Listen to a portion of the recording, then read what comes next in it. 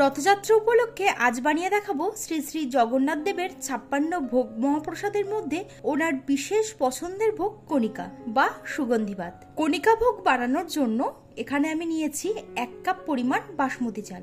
বাসমতি চালের পরিবর্তে আপনারা গোবিন্দভোগ চাল দিয়ে করতে পারেন, তবে উড়িষ্যাতে কৃষ্ণভোগ চাল দিয়ে এটা বানানো হয়। চালটাকে প্রথমে খুব ভালোভাবে ধুয়ে নিতে হবে। চালটাকে ধুয়ে নেওয়ার পর অল্প একটু জল দিয়ে এটাকে 30 মিনিটের জন্য ভিজিয়ে রেখে তারপর জল থেকে তুলে একটা ছেঁকনির মধ্যে ছেঁকে নিতে হবে। একটা কড়া গরম করে 2 চামচ ঘি দিয়ে ঘিটাকে গরম করে নেব। ফ্লেমটাকে এই সময় আমি লোতে রেখেছি। এবার এর মধ্যে ফোড়নের জন্য দিলাম 2টো তেজপাতা, আর সঙ্গে দিয়ে দিলাম 4টে ছোট এলাচ, 4টে লবঙ্গ, 2টো দারচিনি, একটা বড় এলাচ। ফোড়নটাকে লো ফ্লেমে রেখে কিছুক্ষণের জন্য ভেজে নিতে হবে।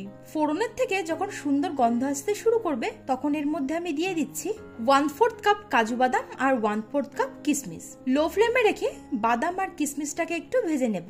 কাজু বাদাম আর কিশমিশটা ভাজা হয়ে যাওয়ার পর এর মধ্যে আমি দিয়ে দিচ্ছি আগে থেকে ভিজিয়ে জল ঝরিয়ে রাখা বাসমতি চালটা। এবার চালটাকে খুব ভালোভাবে ভেজে নিতে হবে যতক্ষণ না এর কালারটা চেঞ্জ হয়ে যাচ্ছে, মানে এটা একটু ট্রান্সপারেন্ট হয়ে যাচ্ছে। এবার এর মধ্যে আমি দিয়ে দিচ্ছি 2 কাপ পরিমাণ গরম জল। যেহেতু আমি 1 কাপ চাল নিয়েছিলাম তার ডাবল কোয়ান্টিটি অর্থাৎ 2 কাপ পরিমাণ জল দিয়ে দিচ্ছি। স্বাদ মতো লবণ দিয়ে খুব ভালোভাবে এটাকে নাড়াচাড়া করে মিশিয়ে দিলাম। এবার ঢাকনা চাপা দিয়ে লো ফ্লেমে রান্না করে নেব যতক্ষণ না চালটা সিদ্ধ হয়ে যাচ্ছে। চালটা ভালোভাবে সিদ্ধ হয়ে যাওয়ার পর ঢাকনাটা সরিয়ে নিয়ে এর মধ্যে আমি দিয়ে দিচ্ছি 1/3 কাপ পরিমাণ চিনি, আর দিলাম 1/4 চামচ জায়ফল গুঁড়ো, 1/4 চামচ দারচিনি গুঁড়ো আর 1/4 চামচ এলাচ গুঁড়ো। এবার সবকিছুকে খুব ভালোভাবে নাড়াচাড়া করে মিশিয়ে দিতে হবে। খুব ভালোভাবে নাড়াচাড়া করে মিশিয়ে দেওয়ার পর ঢাকনা চাপা দিয়ে আরো 5 থেকে 7 মিনিটের জন্য লো ফ্লেমে রান্না করে নেব। বেশ কিছুক্ষণ পর ঢাকনাটা সরিয়ে নিয়ে আবারও একটু নাড়াচাড়া দিয়ে দিচ্ছি। আপনারা দেখতেই পাচ্ছেন এর মধ্যে সামান্য একটু ভিজে ভাব এখনো আছে।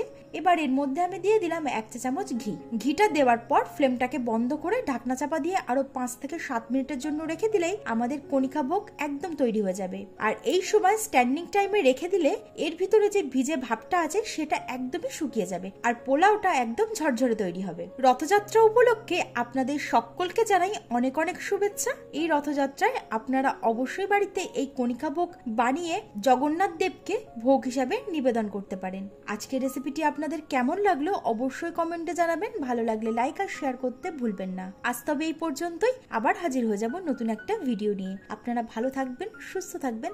ধন্যবাদ।